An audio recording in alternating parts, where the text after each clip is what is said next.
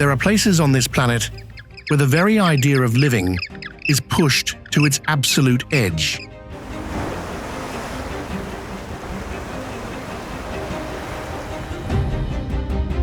Villages cling to sheer cliffs,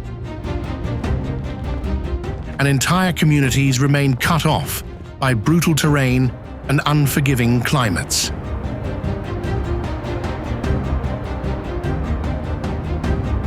By all logic, life here shouldn't be possible. And yet people stay.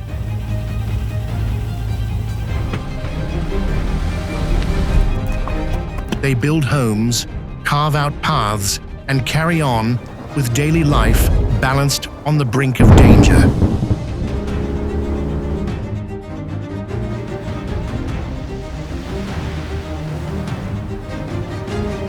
So why don't they leave?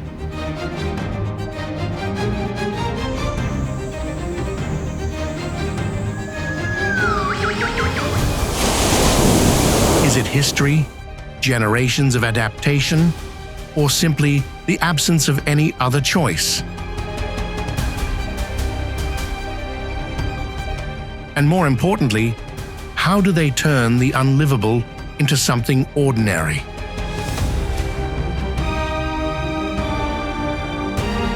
Behind every one of these places lies a story of survival, where the line between safety and risk grows thinner than ever.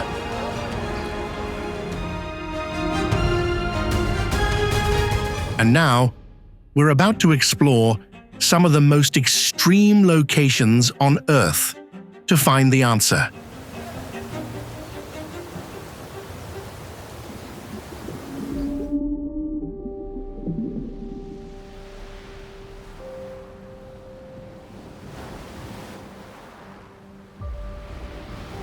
Now, we enter the first extreme of this journey.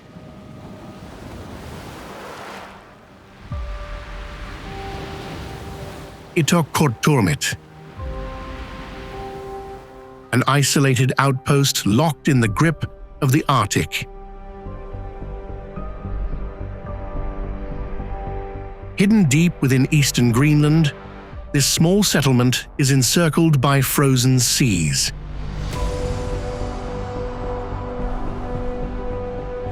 Home to just a few hundred people, it ranks among the most remote places on Earth, with the nearest inhabited area lying hundreds of kilometers away across treacherous ice and open water.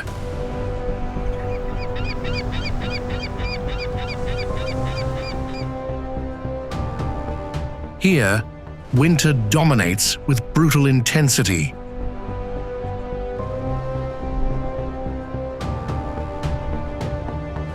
Temperatures fall below -30 degrees Celsius, while the sun vanishes for weeks, plunging the region into an unbroken stretch of polar darkness.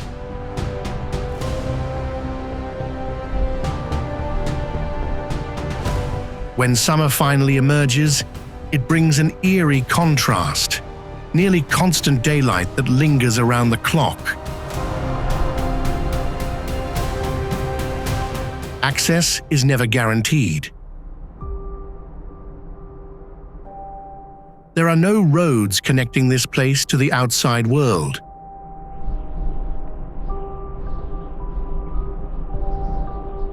Supplies arrive only by aircraft or ship, and only when the weather allows it.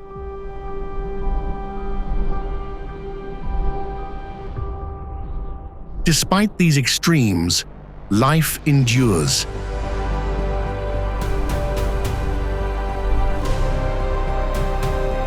Residents rely on hunting, seals, whales, and reindeer, and fishing beneath frozen surfaces.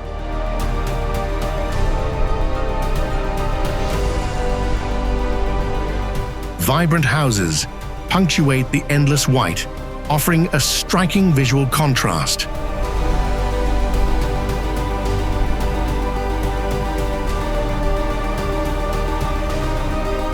Inside, existence is quiet and restrained, shaped by necessity and a deep, hard-earned harmony with one of the harshest environments on the planet.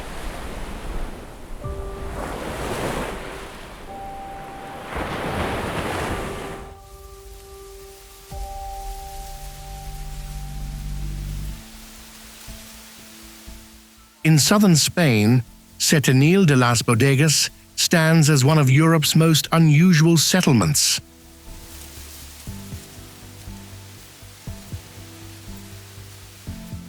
A place where homes aren't built on the land, but carved directly beneath massive slabs of rock.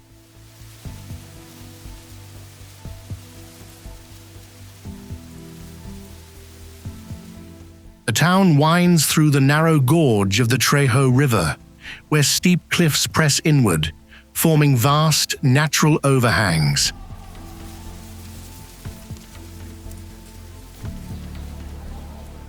Rather than cutting into the stone, residents adapted to it.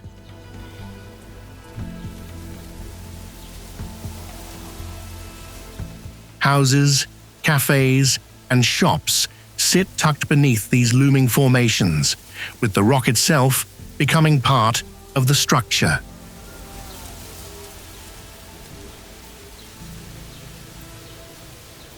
From the outside, entire streets appear to disappear under the weight of suspended stone.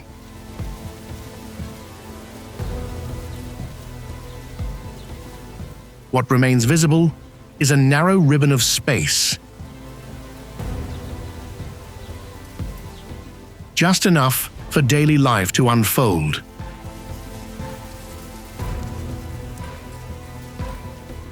The challenge here isn't climate, but geography.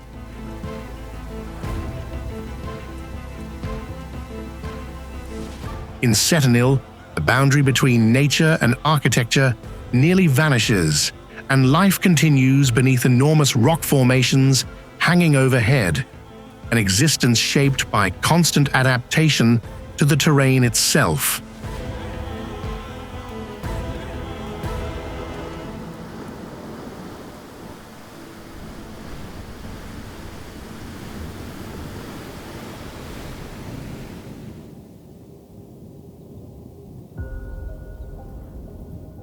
Kandovan is one of the rare places on Earth where volcanic terrain doesn't just shape the landscape.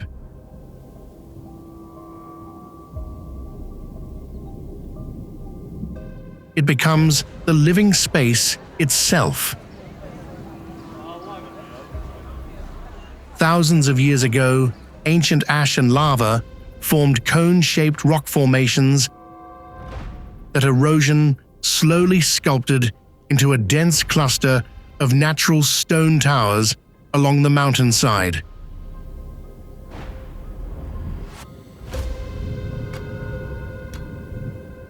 Instead of reshaping the land, people adapted to it.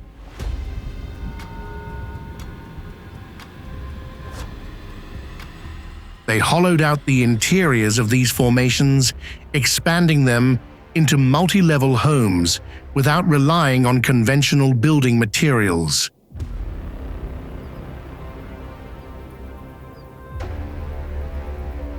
The rock serves as walls, roof, and foundation all at once.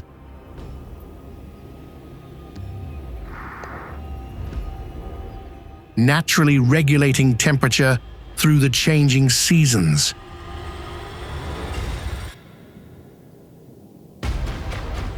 From this, an entire way of life emerged.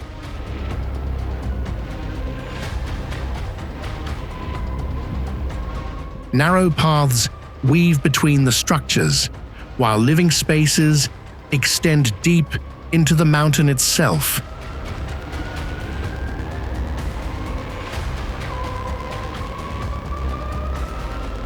Each home isn't constructed in the traditional sense.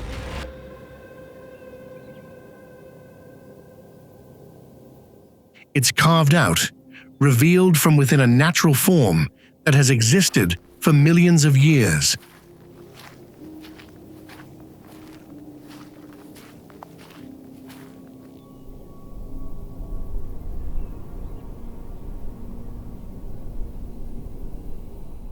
The path climbs steadily.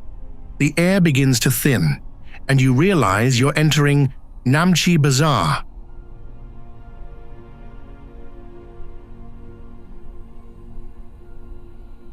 A settlement clinging to a mountainside at roughly 3,400 meters.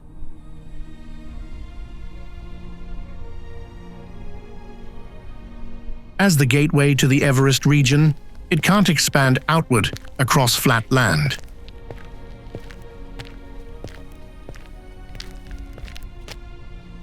Instead, it curves along the slope in layered tiers, forming a natural amphitheater carved into the mountain itself.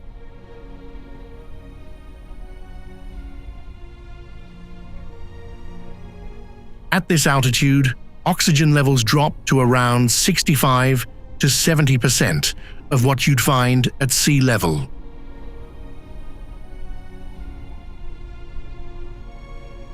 Every step feels heavier, each breath shorter and more deliberate.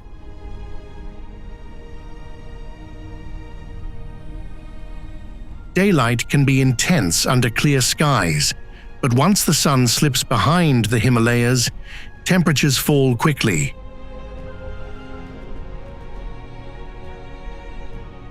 Often nearing or dipping below, freezing within hours.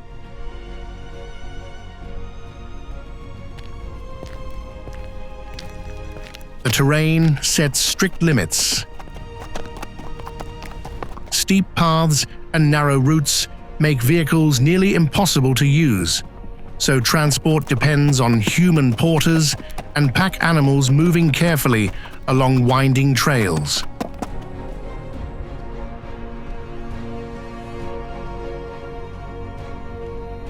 These constraints shape everything. Homes stack along the incline, walkways follow the mountain's contours, and daily life unfolds in constant adjustment.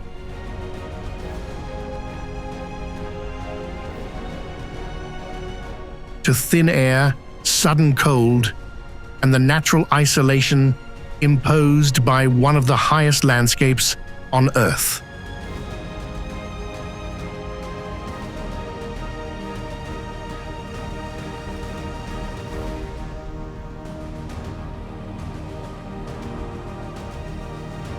Some cities don't just endure extreme weather.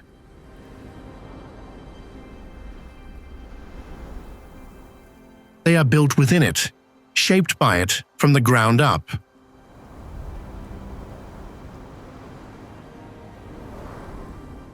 Yakutsk is one of the clearest examples.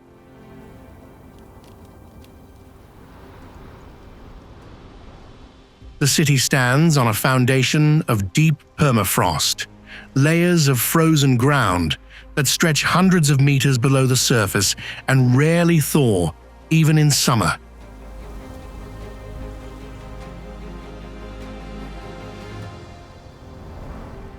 That reality dictates how everything is built.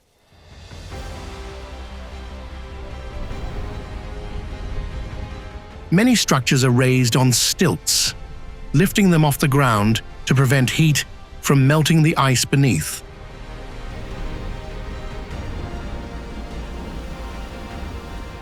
Because if it does, the land itself begins to shift.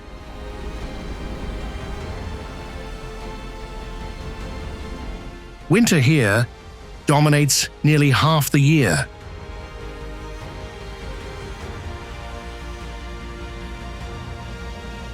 Temperatures drop below minus 40 degrees Celsius, sometimes plunging closer to minus 50.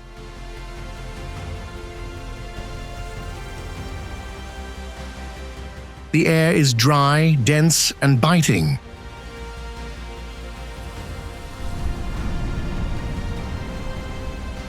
So sharp it seems to cut through any movement outdoors.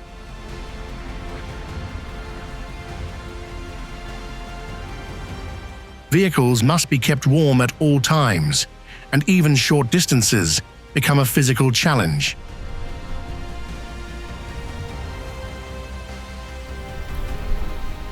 and yet the city continues to function.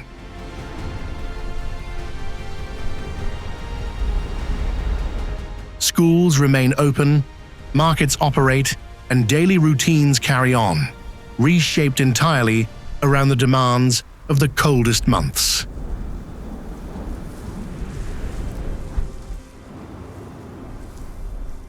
Life here isn't built in spite of the environment, but in constant negotiation with it.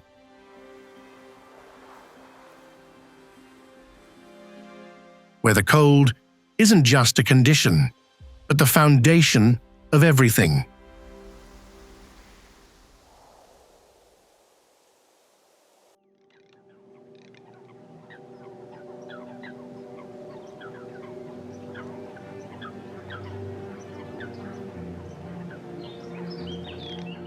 On the surface of Lake Titicaca, straddling the border of Peru and Bolivia, exists a form of land that doesn't quite belong to solid ground: the Uros floating islands.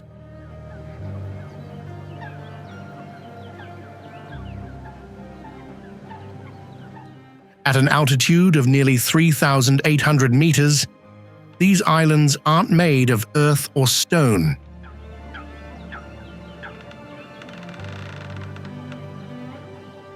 Instead, they are built entirely from totora reeds that grow naturally in the lake.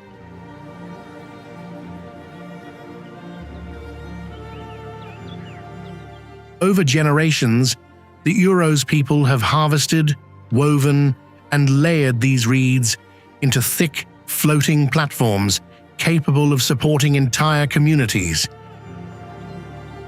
home to more than 2,000 residents. But unlike solid land, nothing here is permanent.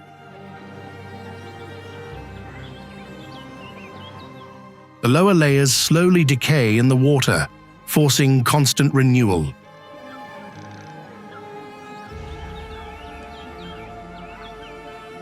Fresh reeds must be added again and again, reinforcing the surface just to keep it afloat.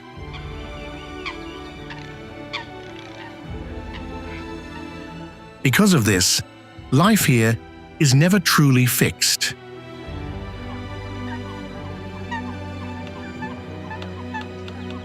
Everything demands ongoing maintenance.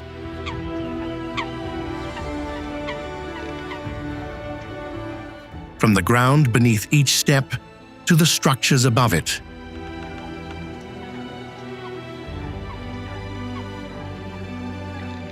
Homes, boats, and daily tools are all crafted from the same material, forming a lightweight but ever-changing system of survival.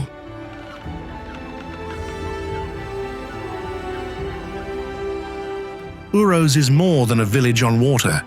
It's a fragile balance.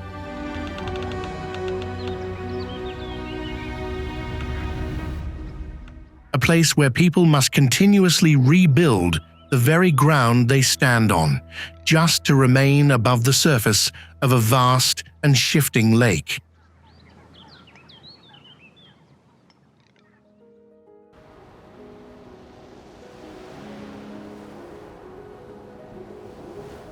Aogashima is defined by a geological structure so rare it's almost unmatched anywhere else.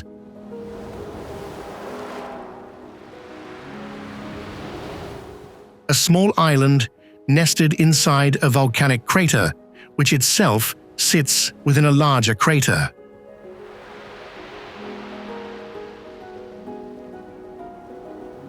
This layered formation creates what feels like an island within an island, enclosed on all sides by steep, towering walls.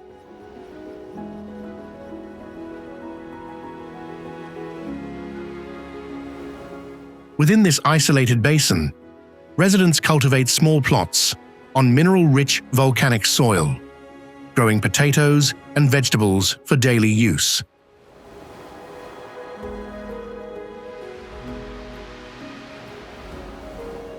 Fishing in the surrounding waters provides an essential addition, rounding out a limited but reliable food supply. Connection to the outside world is never direct. There are no roads linking Aogashima to mainland Japan.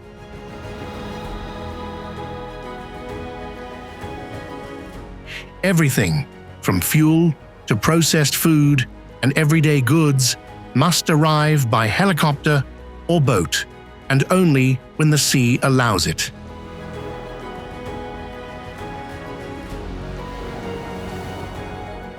Because of that uncertainty, life here is built on careful planning. Supplies are measured, stored, and used with precision.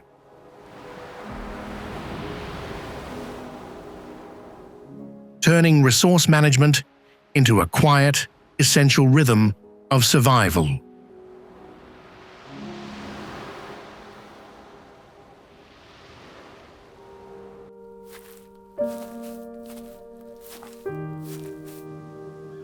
Supai Village is one of the most isolated settlements in the United States. Not just because of where it lies, but because of how you reach it.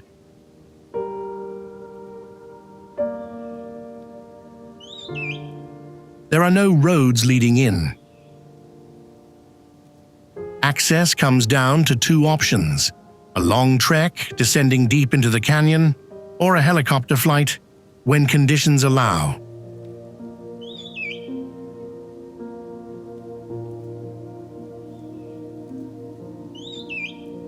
Even mail and everyday supplies don't arrive by truck.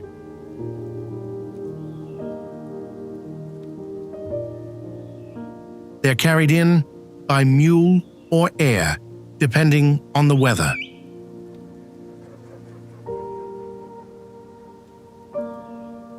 Home to roughly 200 to 250 members of the Havasupai tribe, the village has been rooted in this landscape for generations.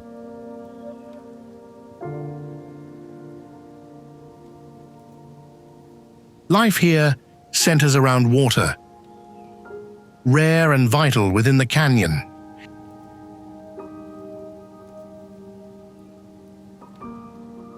It feeds the striking turquoise falls nearby, including Havasu Falls, a vivid contrast against the surrounding desert rock.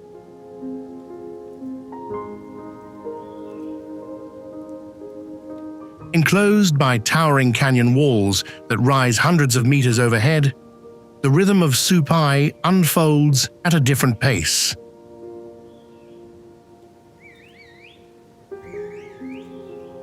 Slower, quieter, and largely disconnected from the outside world.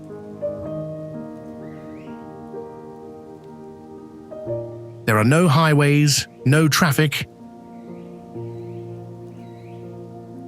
only narrow red dirt paths linking small homes, forming a community that feels hidden deep within one of the most dramatic landscapes on Earth.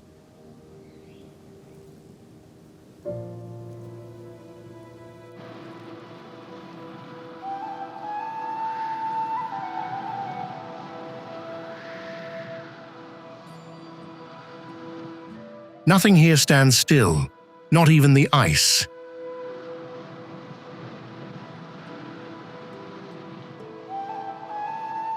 Ilulissat sits beside the Ilulissat Ice Fjord, one of the most active glacial outlets on Earth.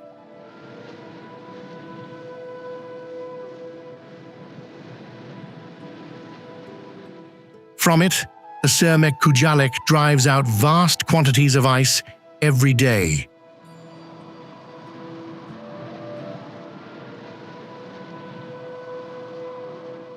Massive icebergs break free, some rising more than 50 meters, then drift slowly through the bay like moving structures across a frozen sea.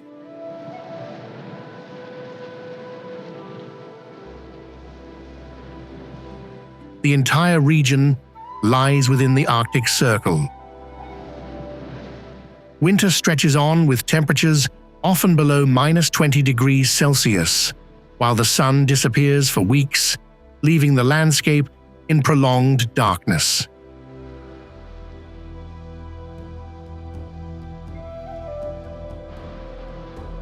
The ocean freezes into a solid expanse that can last for months, blurring the boundary between land and sea until it all becomes one continuous surface.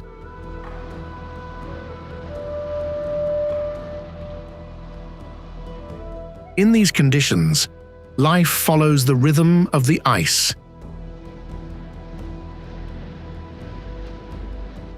A brief summer opens the waters for fishing boats, while winter transforms everything into an endless white world.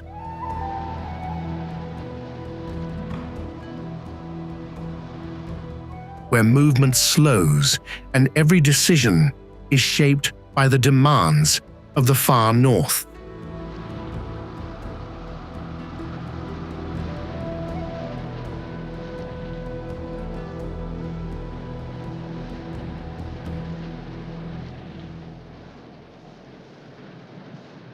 Perched at an average elevation above 4,000 meters, El Alto is not just one of the highest cities on Earth.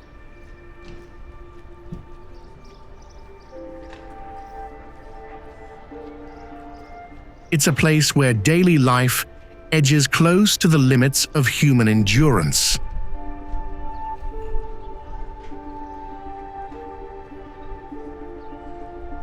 The air here holds roughly 40% less oxygen than at sea level, turning even simple movements, walking, climbing stairs, into a slow, deliberate effort.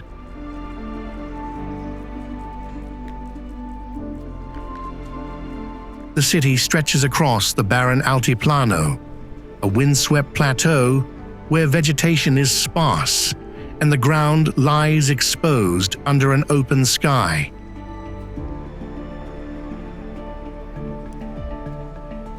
By day, intense solar radiation burns against the skin.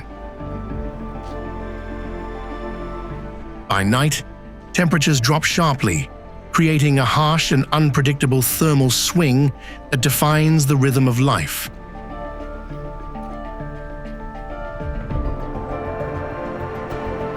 Yet the city does not slow down. El Alto continues to expand, with dense neighborhoods rising in bursts of color, while an extensive urban cable car system links districts across the plateau.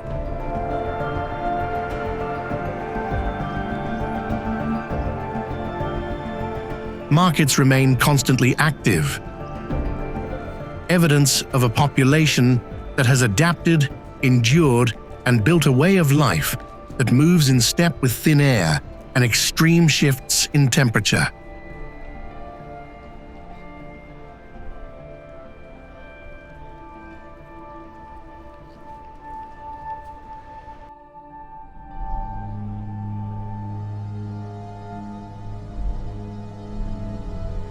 Pushing toward the northern edge of the United States, Utqiaġvik emerges along the shore of the Arctic Ocean.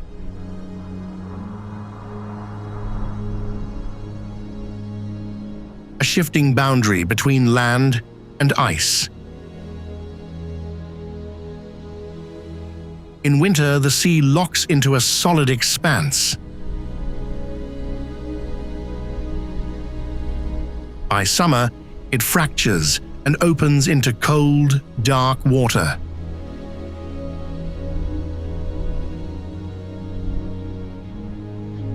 The landscape never settles, constantly cycling between two opposing states.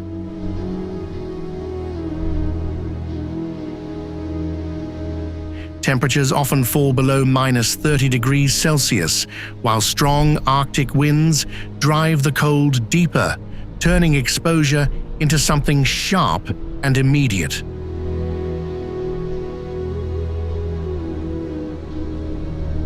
For nearly 2 months, the sun never rises.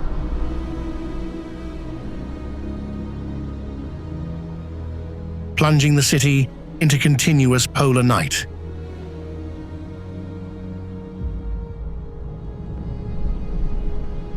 Then, in summer, the opposite takes hold. Weeks of unbroken daylight that blur the passage of time.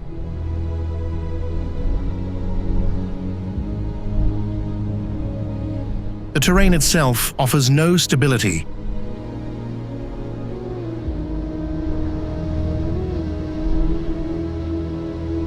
Flat and low-lying, it rests on permafrost that remains frozen year-round, forcing every structure to adapt to ground that cannot fully thaw.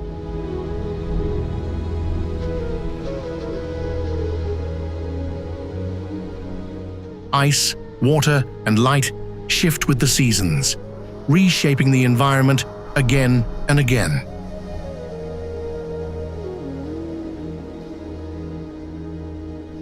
In Utqiaġvik, nothing truly stays the same.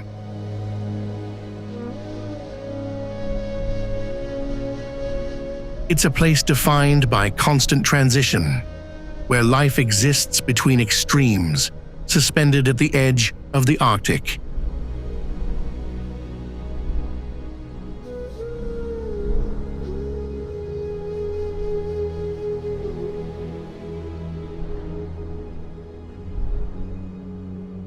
You can fly in, but leaving town without a rifle is something almost no one does. That's how Longyearbyen operates on the edge of the Arctic.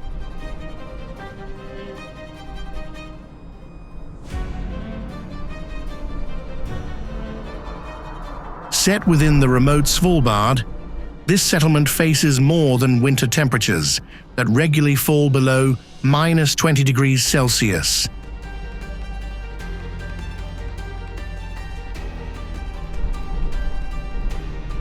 Here, humans are no longer the dominant presence in the environment.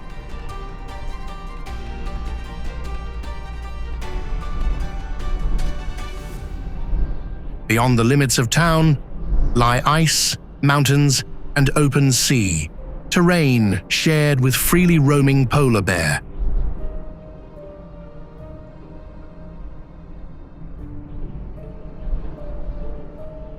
Step outside the settlement, and carrying a rifle isn't optional. It's a basic safety measure.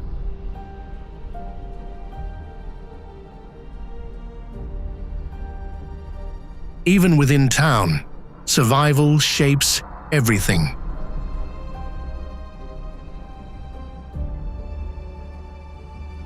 Buildings are constructed on permafrost, designed to avoid warming the frozen ground beneath them.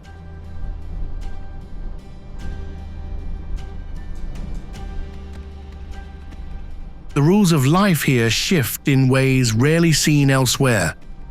Bodies are not buried because the soil prevents decomposition, snow gear becomes everyday wear, and in winter, sunlight disappears entirely for weeks.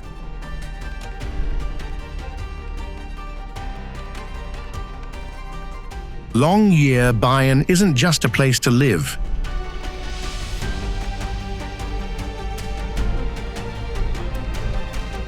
It's a place where both environment and human behavior are redefined, forced into alignment with the unforgiving realities of the Arctic.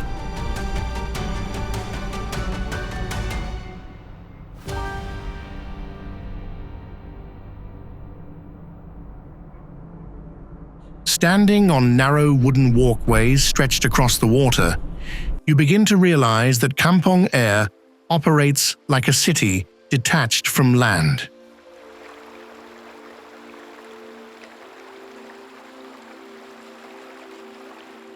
Sprawling along the Brunei River, this settlement is made up of hundreds of stilted homes, all connected by a dense network of wooden bridges, forming a fully functioning community suspended above the current.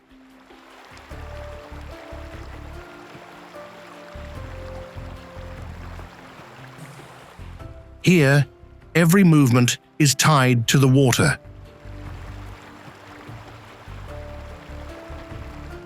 Boats replace roads, and each step carries you across narrow planks instead of solid ground.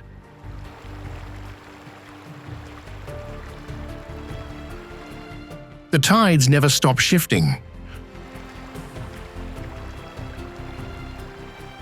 Water levels rise and fall throughout the day, subtly altering the space, beneath the homes, along the walkways, even in the distances between structures.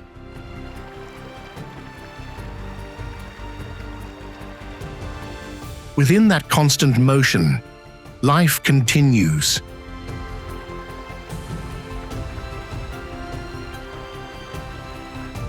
Houses, schools, and public buildings all stand on stilts, forming a system that is both adaptable and entirely dependent on the river beneath it.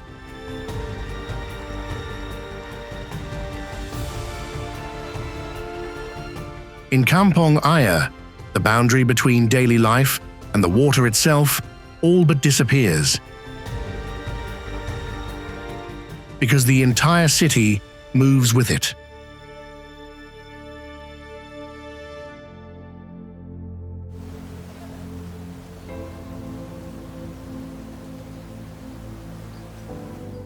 If the Sahara Desert is a landscape that offers almost no mercy, then Timbuktu stands as a rare place where people once turned it into a center of life and exchange.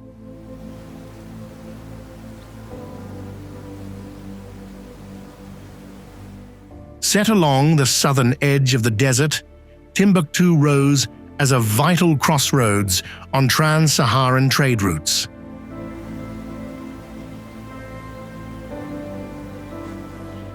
Caravans carried salt, gold, and goods across vast stretches of sand, enduring journeys that could last for months beneath an unforgiving sun.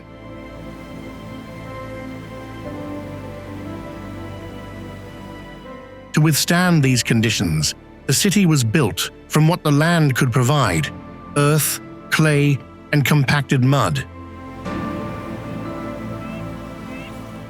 Its architecture reflects necessity.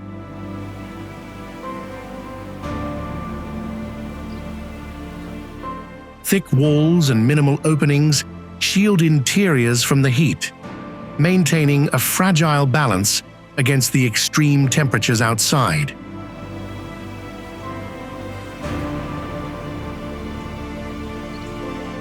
Life here follows the rhythm of the desert itself.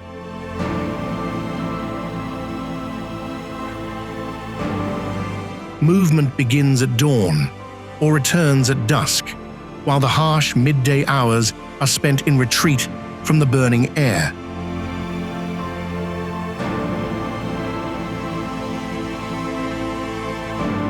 Resources are scarce, and every element is used with care to sustain daily existence.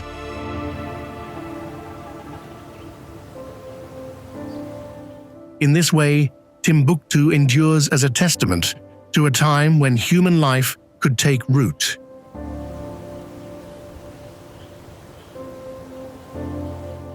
Even in one of the most unforgiving environments on Earth.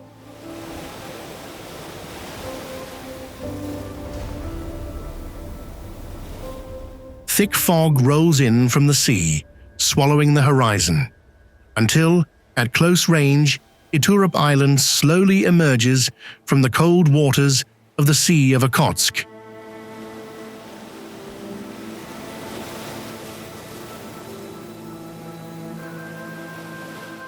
The largest island in the Kuril chain, Iturup is defined by rugged terrain where volcanoes, hot springs, and sheer cliffs collide across a fractured landscape.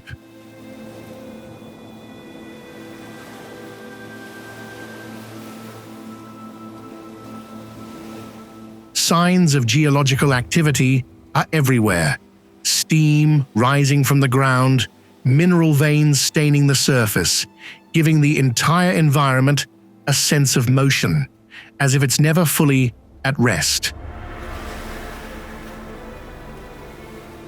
Weather here rarely settles. Cold winds, rain, and fog rotate in without warning, limiting visibility and making movement uncertain at best.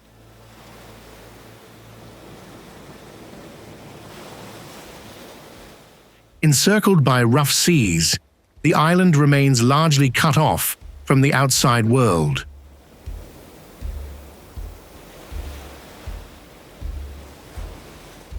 Only narrow strips of flat land along the coast allow for small settlements to take hold.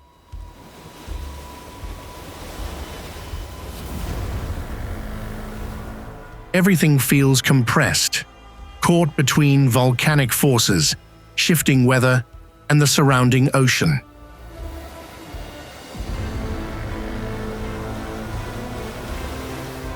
On Iturup, the land doesn't just shape the view, it dictates how life exists within it.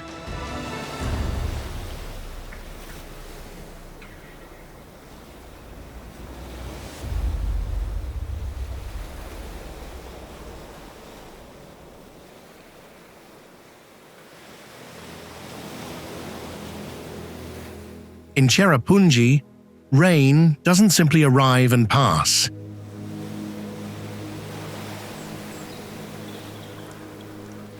It settles in, becoming a near-constant state.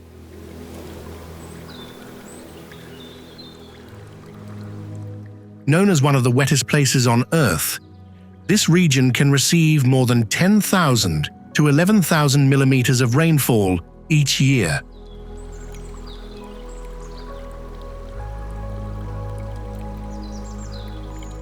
Positioned along the windward slopes of the Khasi Hills, it absorbs moisture-laden monsoon winds sweeping in from the Bay of Bengal.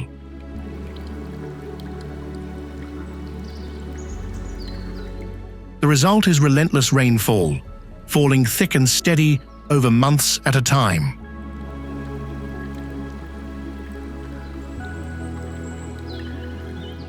Steep terrain and shallow soil prevent water from settling, sending it rushing across the surface in powerful continuous flows that steadily erode the land.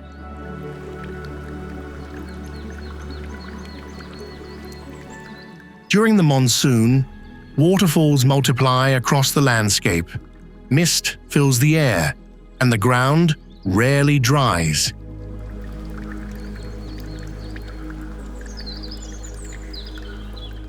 Yet in a strange reversal, water can become scarce in the dry season.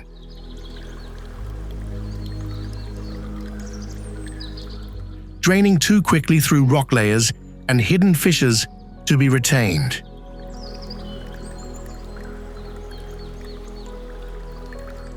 Here, everything bends to the presence of water.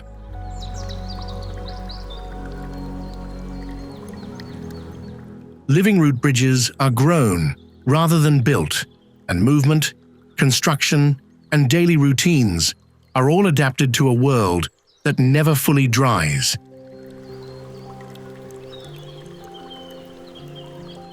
In Cherrapunji, rain doesn't just shape the landscape, it defines how life exists within it.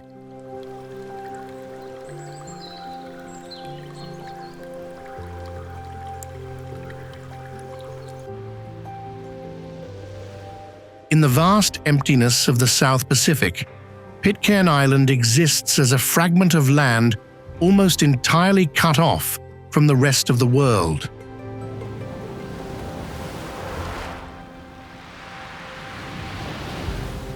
The nearest settlements lie thousands of kilometers away, and the island sits far from major shipping routes.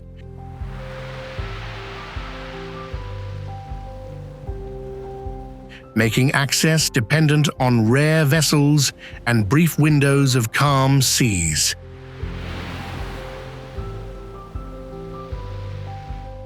It's a form of isolation defined not just by distance, but by the difficulty of connection itself.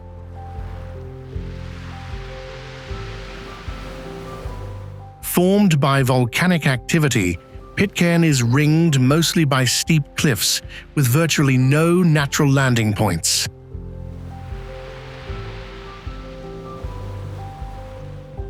Reaching shore is limited to a handful of small access spots, where boats can approach only when conditions allow.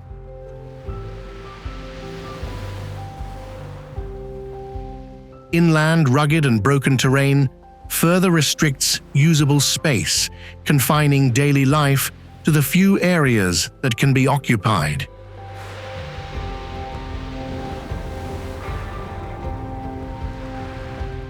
And yet, a small community remains, just 40 to 50 people living here long-term.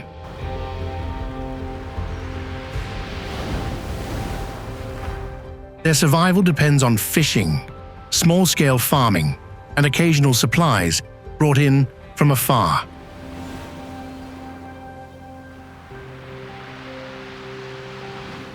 With no nearby transit hubs and a landscape that resists easy access, everything revolves around one necessity: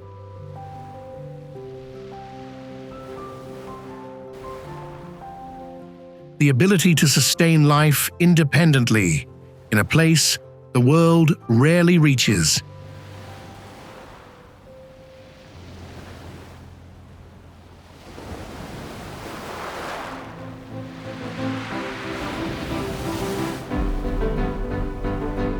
On Iceland's southwest edge, the Reykjanes Peninsula stretches out as a landscape where the ground rarely stays still.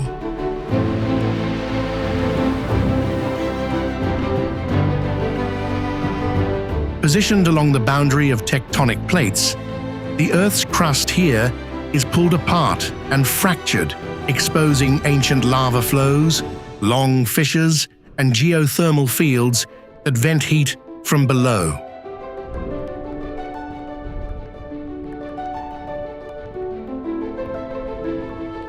This is not a place shaped by stability, but by constant motion.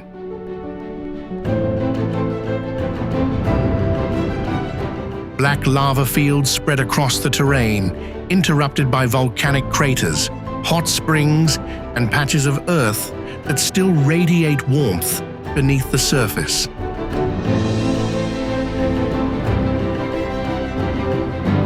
In recent years, eruptions have continued to reshape the peninsula. Fresh lava layering over the old, altering the land in real time.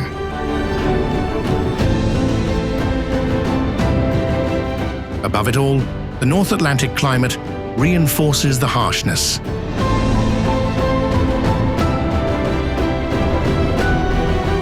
Strong winds, cold Vlozhny air, and shifting visibility, often obscured by mist or geothermal steam, add another layer of unpredictability.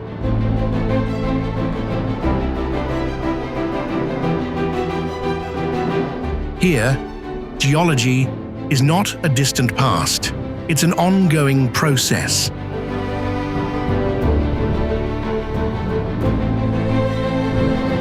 On Reykjanes, the surface of the Earth is still being rewritten, day by day.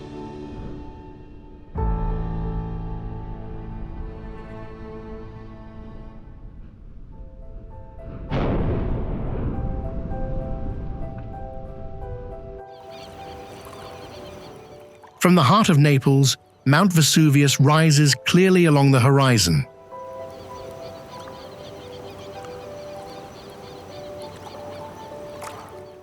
A still active volcano set beside a dense urban region home to millions.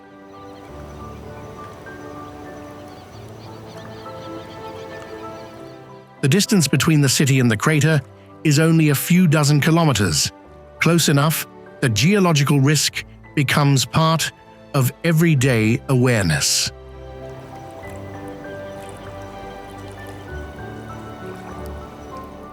Along the slopes and surrounding neighborhoods, vineyards, tomato fields, and olive groves thrive in mineral-rich volcanic soil.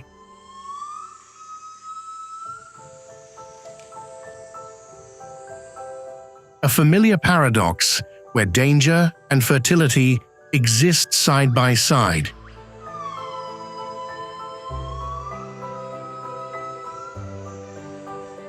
Generations of families continue to live within designated high-risk zones.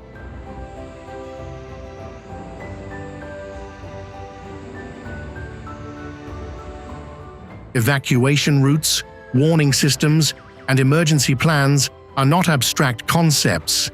They are built into the fabric of the city itself.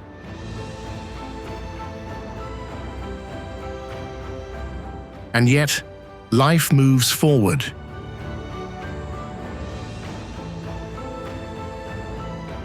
Markets fill with people, restaurants buzz with activity, and daily routines unfold beneath the shadow of the same volcano that once buried Pompeii.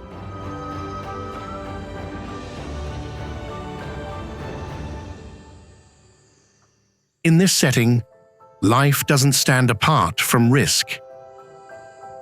It adapts to it. It is a place where people draw sustenance from the land, even as they continue to live alongside one of Europe's most visible natural threats.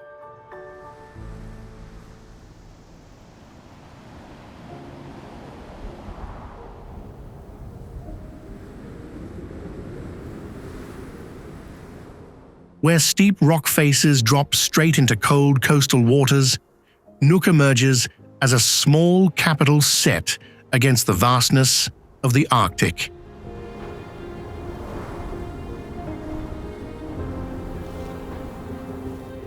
It sits at the mouth of Nuuk, one of the region's largest fjord systems, where mountains, water, and ice converge, creating a landscape that feels both expansive and tightly confined by its own terrain.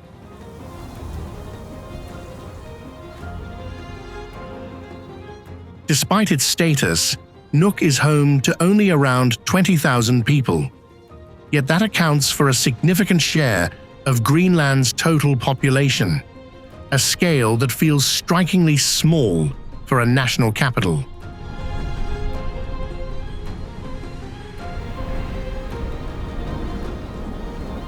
There are no roads connecting the city to other settlements.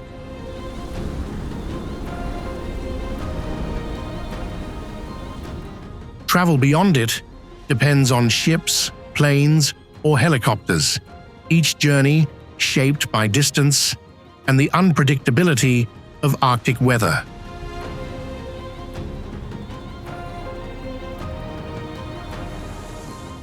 A tundra climate defines the rhythm of life.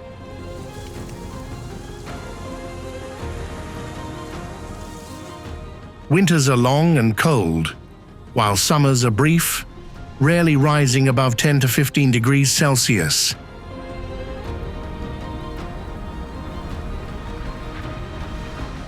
With most of Greenland locked beneath ice, Nuuk stands as a rare pocket of habitation, an isolated hub where geography, climate, and distance combine to shape a capital that feels set apart from the rest of the inhabited world.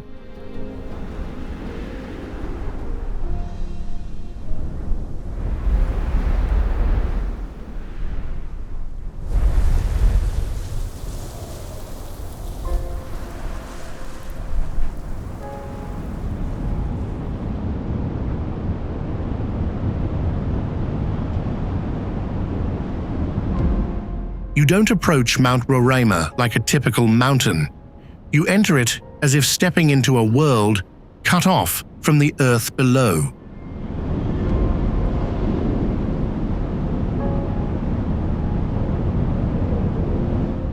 Rising from the remote Grand Sabana, this massive formation stands nearly 2,800 meters tall.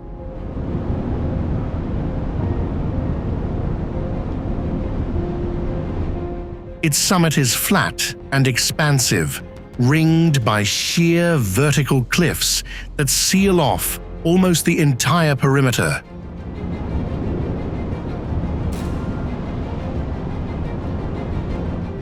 From a distance, it doesn't feel like part of the natural landscape.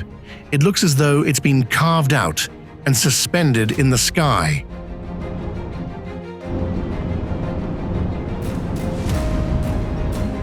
Watch long enough, and the peak seems to vanish.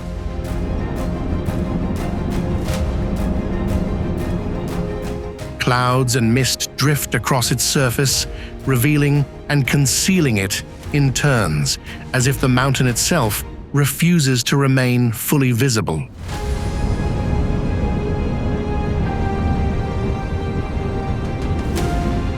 Millions of years of isolation have shaped this place into a world of its own.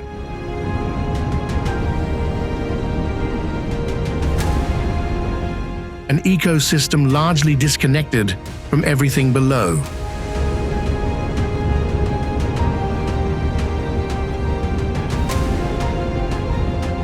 Up top, the terrain is stark and ancient. Dark stone, shallow pools of rainwater, and plant life adapted to constant moisture.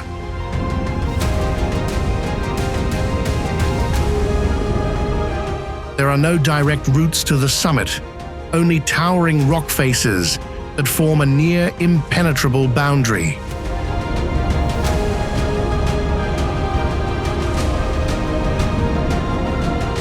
Roraima isn't just a landscape.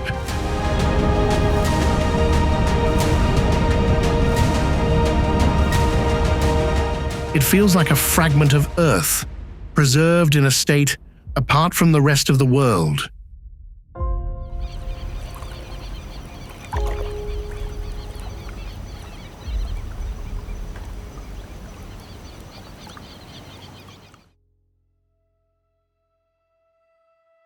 Spanning more than 10,000 square kilometers across the Andes at an elevation of roughly 3,600 meters,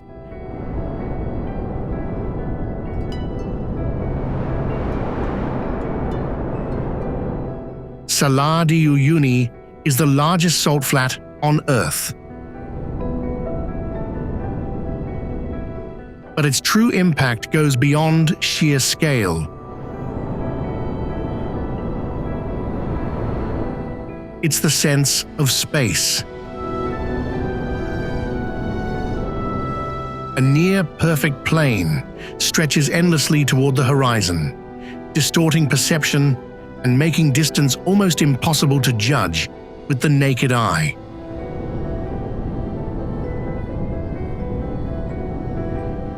In the dry season, the surface hardens into a vast white crust of salt, fractured into massive geometric patterns that extend as far as the eye can see.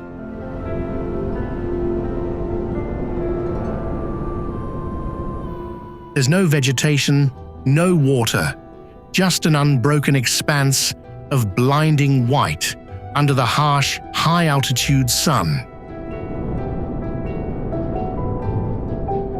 Then, everything changes. When the rains arrive, a thin layer of water settles across the flats, transforming the entire landscape into a natural mirror.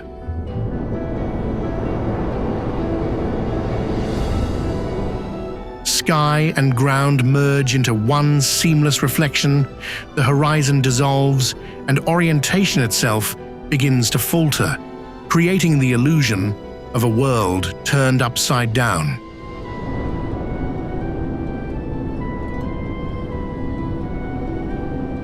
Living here comes at a cost. Thin air from the altitude, intense solar glare bouncing off the surface, and the slow, relentless corrosion of minerals on tools and structures.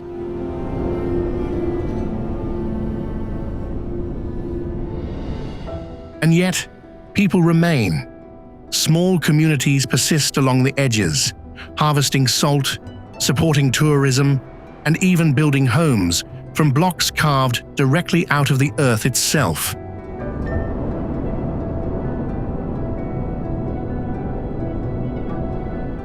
In a place defined by extremes, they've learned not just to survive, but to belong.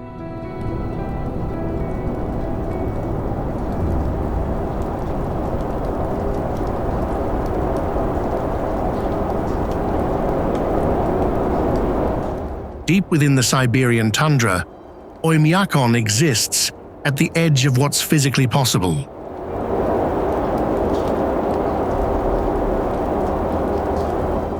A place where life endures in near absolute cold.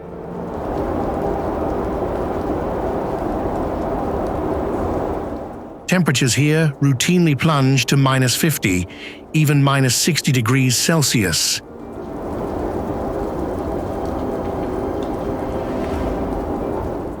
The air becomes so dry and biting that a single breath can freeze as it leaves the lungs.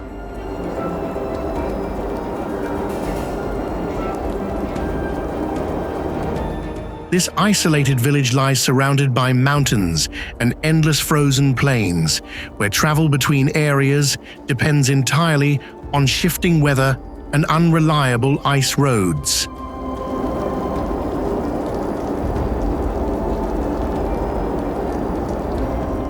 The ground remains permanently frozen, making excavation nearly impossible.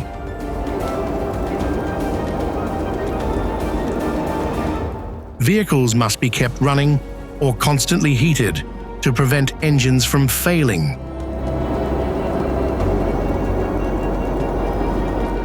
While exposed metal turns fragile, prone to cracking without warning.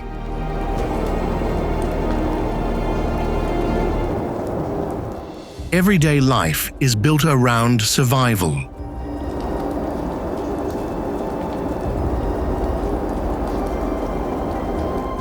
During the short summer, residents stockpile supplies, primarily reindeer meat, fish, and food naturally preserved by the cold.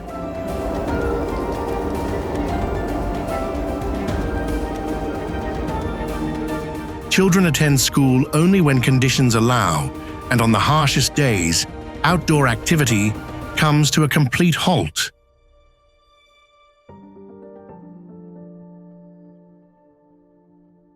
Inside, heat is everything.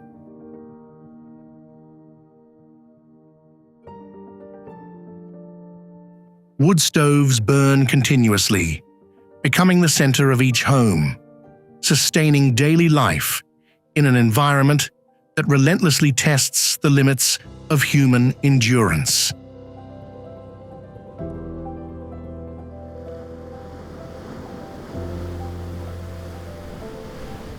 Set adrift in the Indian Ocean, Socotra Island feels less like part of Yemen and more like a world entirely its own.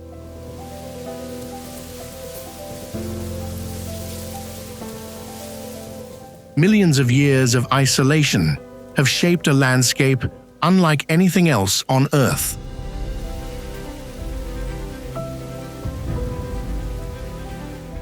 Across dry stone plains and wind-sculpted mountains, dragon's blood trees rise with wide umbrella-like canopies, strange silhouettes that seem almost designed rather than grown.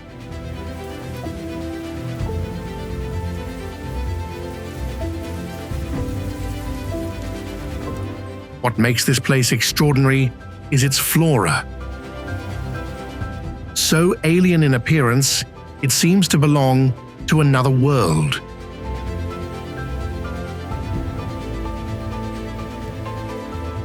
Over a third of its species exists nowhere else on Earth, evolving broad, umbrella-like canopies to capture every drop of moisture beneath the scorching sun.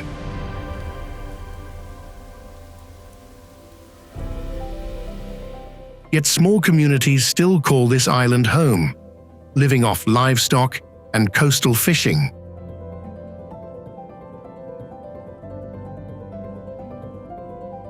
Existing in a world that feels familiar and deeply strange, where nature follows its own ancient rules.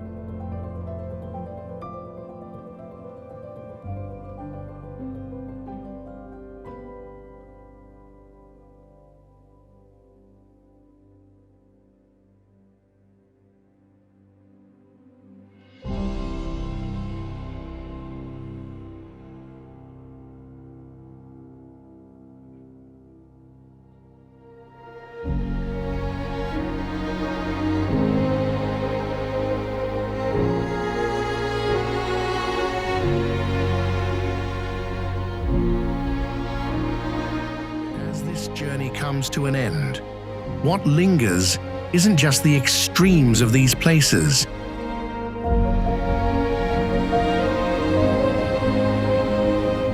the people who remain.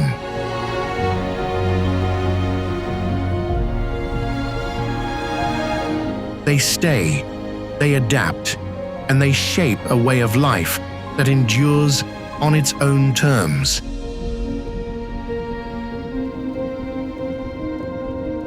These landscapes don't just test the limits of nature.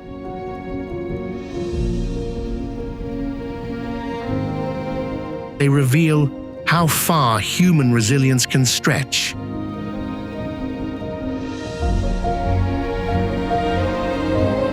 And maybe what makes them truly remarkable isn't the danger, but the fact that life continues in places where it seems almost impossible.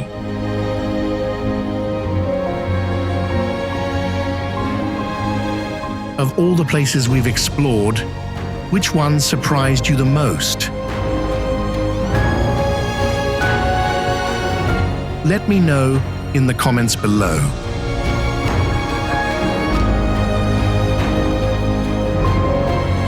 And if you want to discover more locations that feel like they shouldn't exist, but do, make sure to follow along for the next journey.